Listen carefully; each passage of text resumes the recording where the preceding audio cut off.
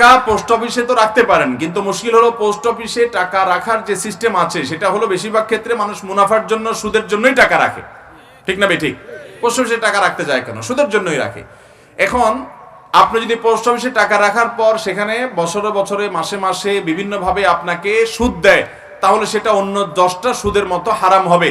আল্লাহর জমিনে যত হারাম উপার্জন আছে এর মধ্যে সবচেয়ে ভয়াবহ হারাম উপার্জনের নাম হলো সুদ। আপনি 1 কেজি কুকুরের গোশত, 1 কেজি শুকরের গোশত টাকা দিয়ে কিনে খেলে যতটুকু গুনাহ হবে, আপনি ওই পরিমাণ টাকার সুদের কারবার করে লাভ করলেন, ব্যবসা করলেন, সুদের কারবার করলেন, তার চাইতে গুনাহ বেশি হবে। কারণ সুদের গুনাহটা এমন গুনাহ যার বিরুদ্ধে আল্লাহ যুদ্ধের ঘোষণা করেছেন, যেটা আপনার মায়ের সাথে জেনা করার চাইতে ভয়াবহ। এর চাইতে জঘন্য কোনো হারাম আল্লাহর জমিনে নাই। এই জন্য গোটা পৃথিবী দেখবেন সুদের উপর দাঁড়িয়ে আছে। ওই যে দাজ্জালি দুনিয়া, শয়তান মানুষকে জাহান্নামে নেওয়ার জন্য সবচেয়ে বড় চ্যালেঞ্জ হলো মানুষের সুদ থেকে বাঁচা, ওইটাকে সবার জন্য বাধ্যতামূলক করে দিচ্ছে। আল্লাহ আমাদেরকে বেঁচে থাকার তৌফিক দান করুন।